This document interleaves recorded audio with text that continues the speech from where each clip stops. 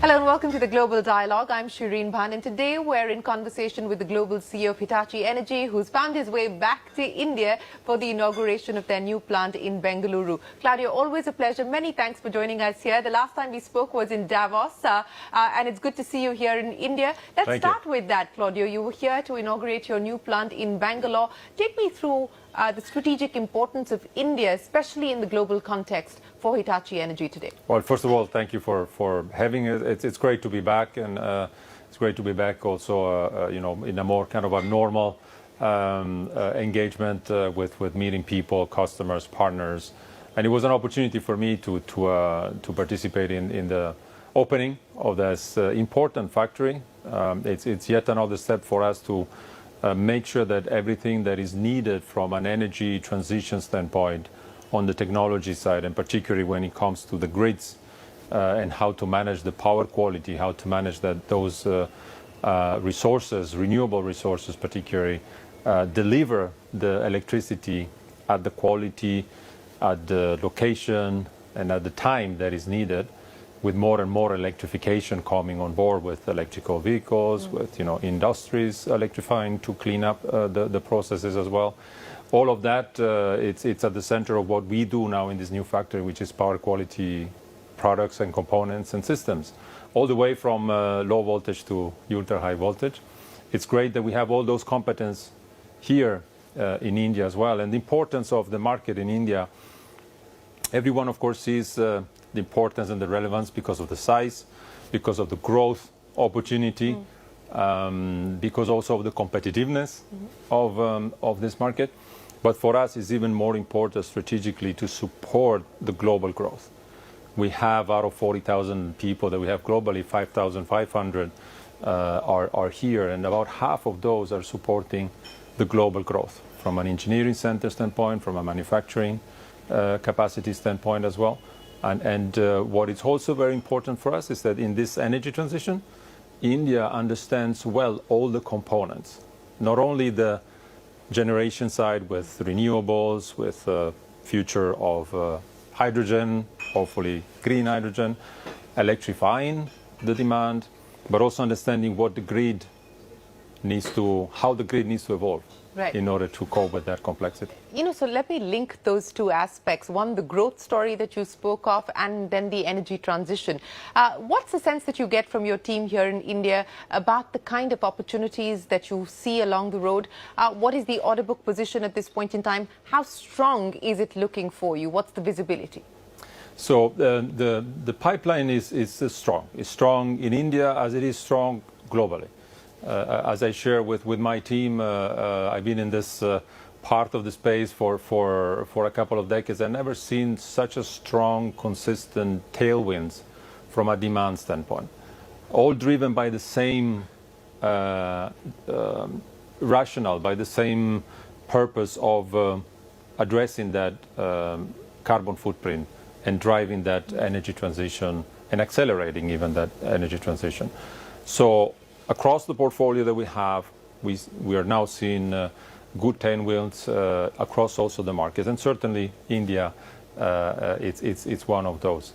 At the same time, we all know that we also are facing quite some headwinds on the supply side that we need to also focus on to manage, mitigate those risks, long lead times, and so on. But altogether, the combination of, once again, that mid to long-term perspective of having the commitment from countries like India to deliver that net zero, and our commitment from an innovation standpoint, from a technology provider standpoint, to really help partnering with our customers, with all the stakeholders, to help accelerating that deployment. One of the concerns, and you spoke about some of the supply shocks that the market is facing today. And I remember we spoke about this as a concern when we were in Davos as well, on account of what's happening between Russia and Ukraine. 6 months and the war continues now. And that is impacting the way that Europe consumes energy. Who would have thought that we would see coal coming back on stream? But that is a reality, at least in the short to medium term, that one is having to contend with. How do you see this impacting the transition? You said that so far there's been no impact on demand. But do you believe that at least in the short to medium term, this is going to derail things when we talk about the energy transition? It might. In one or the other occasion, it might delay decisions on investments. Some of the players will have to reprioritize to address the short term. And of course, the short term in certain cases might be how do we go through the winter? And that, of course, is something that from a social perspective needs to be the priority, making sure that everyone has what it takes to go through that. That said, I don't see anyone deviating from the long-term goal.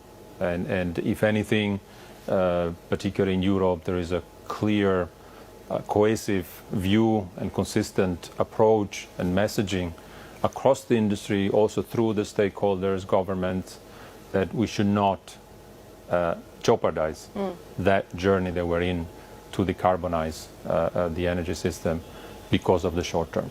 We'll have to manage priority on the short term, but the long term remains intact. Absolutely, and I think what is very evident, whether it's Europe or the US or of course even India, the impact of climate change is visible and is evident for all to see. But I just want to stress a little bit more on the short to medium term. And you said that this is going to be something that governments, policymakers, organizations like yours will need to manage. Now, what does that mean in terms of changes? Anything specific that you're doing differently to be able to mitigate the risks and the challenges that come up in the short to medium term, especially through this winter that is approaching? Yeah, absolutely. One concrete example is, for instance, in our supply chain, some of these shortages that we are facing in terms of electronic components, whether it's microcontrollers, microchips, and so on. We used to get them through a supply chain that was well equipped to manage that. Nowadays, we have to go 2, 3, 4 tiers down in that supply chain to understand, first of all, that those suppliers understand what the critical part that is in this overall mission critical infrastructure system, like for instance protecting a power transmission line, and then making sure that priorities are also set accordingly. So of course that was a learning. It was a learning for us, but it was also a learning for the supply chain in that respect, and it's a learning that we're going through as an industry. So very important in these cases, which is of course it's also crisis management in some of those instances, is the collaboration. So as much as I've been communicating also during our events in Davos that there is no way that we can address this, the scale and the speed that we need to deliver those commitments on net zero if we work the way we used to work in the past as silos. We have to be able to collaborate horizontally, and even more so now to manage this crisis. So as an industry, we need to look at this cohesively. We need to look at what is it that we can do entirely as an industry to navigate through the short term and then take those learnings to hopefully accelerate even further the long-term commitment that we have on decarbonizing. Right. Let's move back to India then and talk about the Hitachi Energy ecosystem. You talked about this new facility that you've set up with an investment of about 100 crore rupees, I'm given to understand. You have the facility in Chennai, which is supporting your engineering services as well. So 5,500 people is what you currently have. Given the opportunity that you see here in India, not just to address the domestic market, but for India to be able to address global growth and global demand for you, what kind of future investments will you need to make? Well, for sure, we will continue to look at investments to localize further. Roughly, if you look at the entire portfolio that we have globally as Hitachi Energy, 80% is already localized. The last step in that was what we inaugurated yesterday on the power quality.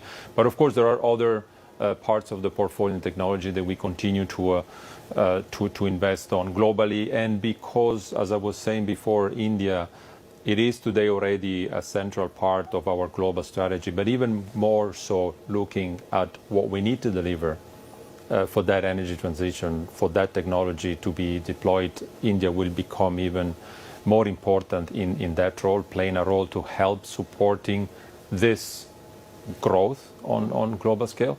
We're looking at what is it that we do today to make that 80%, maybe 100%, but also expanding around that portfolio, expanding, as I call it, at the edge of our core, which is the grid, because we need to better understand the needs of our customers when they electrify transportation, when they electrify their processes on the industry side. We need to better understand also these complementary sources of energy, clean energy, such as hydrogen. And we're working on that globally, but certainly looking more and more into how India can contribute to that global growth and that transition. So what would the opportunities on the edge of the grid look like for you here in India? And you spoke about some of the emerging technologies. I mean, India has also launched a green hydrogen mission. We've got the first installment of that being released by the government. There are several large conglomerates who've already put together their plans of entering this space. Are you in active conversation with anybody here in India to take the green hydrogen story forward? We have announced just recently a partnership and signing a memorandum of understanding in Europe in a venture, H2 Green Steel, that will develop technology leveraging green hydrogen to produce green steel. And of course, we're there not for the process of the hydrogen nor for the producing steel. That's not our core competence, but our core competence is to make sure that we understand what we need to do to integrate that generation and that production into this electrical energy system of the future. And then, of course, we took that first step in Europe, but we're looking forward to expand that. And there is no doubt that in India, all those components are being looked at, but also factored in terms of commitments, investments from the government, from all the industry, and we certainly want to be part of that. But again, thinking about India as part of this entire global opportunity. We'll end to a short break and return with our conversation with the Global CEO of Hitachi Energy on the Global Dialogue. Welcome back. You're watching the Global Dialogue, and we're in conversation with the Global CEO of Hitachi Energy. You talked about electric mobility, and again, this is an area where India has placed big bets, or at least set big aspirations and big goals and big targets. Where do you see yourself playing in that space from an Indian perspective? Look, the plan for India is to, if I well remember some data points, to bring or move roughly 270 million people into urban areas. And of course, then to also then electrify the transportation mode, not only electrical vehicles, but also electrify the entire rail system in India, which is absolutely the right priority. In our case, we look at ourselves with our core competence on managing with our customers those critical infrastructures such as electricity, to really find solutions, technology that help, for instance, those customers integrating charging infrastructure for public transportation, not for the individuals and not the residential, but making sure that, for instance, public transportation buses can be electrified in an efficient, affordable way and reliable way, and let alone, of course, electrification of rail. We have a success story. Not too long ago, we have also localized the traction transformers, which is a core component that we provide for locomotives, and we look forward to, of course, continuing that journey and supporting that entire transport electrification initiative in India. Yes, transport electrification is going to be part of many state governments' plans. In fact, we're having this conversation here in Delhi, and the Delhi government has put a plan in place as far as electrifying public transport is concerned. But any further appetite for more M&A in India? Look, first of all, as we communicate also our strategy, Hitachi Energy 2030, we want to make sure that our customers, our partners understand that we're also committing to invest. Number one for us, investments is organic, is in innovation. That's our core. That's who we are. We want to keep the leadership in terms of technology. But of course, because a lot of this technology is also evolving very fast, as you well know, in many areas, we will use partnerships, and also we will use inorganic investments in order to help us accelerating the deployment of some of those technologies. And there are some good opportunities in India. There are some good opportunities in other markets. As soon as we will know more, we will be able to share more with that. But once again, for us, India is at the center of that growth. And what is really that I'm really excited is to see that there is one differentiator that has been there for a while, and even more so in India, is the availability of talents. There is a talent pool, also specifically not only on the digital side, and everybody is well aware of that, but also on this energy transition. There is a talent pool for power system engineers, for people that can combine digital and energy technology and help us in innovating for India and for the world. You know, you spoke about the need to bet on emerging technologies, and that could potentially be an area of possible M&A for you. Take us through where you believe the gaps lie today. What looks exciting from a potential of being able to scale those technologies up? What will you be looking at? From an IT perspective, we are actually in a better position now that we are part of the Hitachi group. As you know, Hitachi owns 80% of Hitachi Energy, and they've been investing tremendously on the IT and on the IoT side. We come in from an energy perspective on the OT side. We have a lot of what it takes on that one, but we now have our partner right with us that has the scale, the capabilities, the global reach to support that digitalization together with our customers. And of course, the more we learn how to work together, the more we learn what our customers need in that digital transition, in that digital transformation journey, and the more we see the opportunities then again to develop together with them organically and potentially inorganically some areas. Once again, for us, the inorganic path is really bolt-on. We want to make sure that we focus our efforts on adding that part of the technology that will help us creating a stronger, better solution, faster, and of course more efficient to our customers. Let me end by asking you about the near-term risks and challenges that global CEOs like you are faced with. Inflation, decadal highs across the world at this point in time, whether we talk about the US, Europe, UK, not that bad in India at this point in time, but certainly a cause of concern. Commodity prices, again, we don't know how long they're going to continue to last at the levels that they are, but the expectation is that it is going to continue to be tight when we talk about supply. And then the big R word, the fears of recession across several major economies. As a global CEO, how do you map these three risks today? As you say, look, as I was mentioning before, it's while we are looking at all the opportunities and all this tailwind that I was mentioning, particularly in our space because of the energy transition, because of the long-term commitments on decarbonizing, the combination of all what you mentioned, I have never seen that coming in with such a strength and across all the sectors, across all the geographies. It's a challenge, and some of us, I'm old enough to go back and try to remember what we did in some of the inflationary periods that we had in the past. But many of us out there have not seen that. So it's for instance, inflation at 10% in the UK. It's something that many of us have never dealt with, and it's something new. Variability and unpredictability, on uncertainty on commodities, not only the cost and the price, but also the availability, the lead times that are longer than what we ever expected.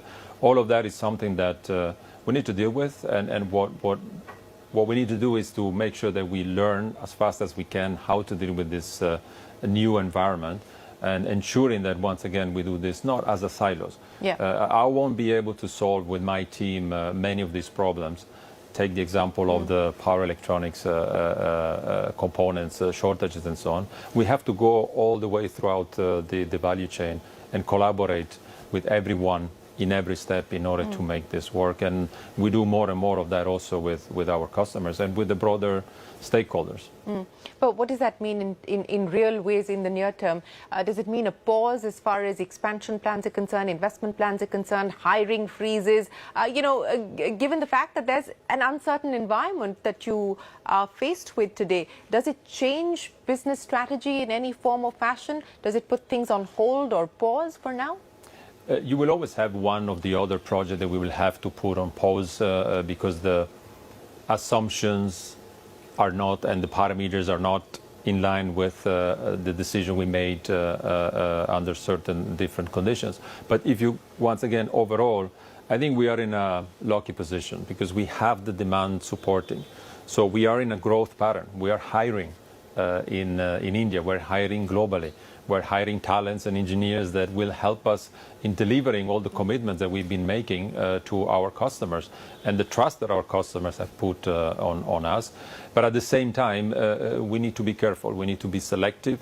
We need to understand also how do we take those commitments, ensuring that we don't miss in delivering on those commitments. And that is the aspect. It's not so much about growth is not an issue today, and we're lucky to be in that position. But we need to make sure that we do the right things so that we can deliver on those commitments on time, on cost, and on quality, as we always do. Well, it's good to know that in the mix of problems, demand is not one of them that you're facing a challenge with at this point in time. Claudio, we wish you and your team the very best of luck, not just with your plans here in India, but globally as well. And we look forward to seeing you soon and, of course, back here in India as well.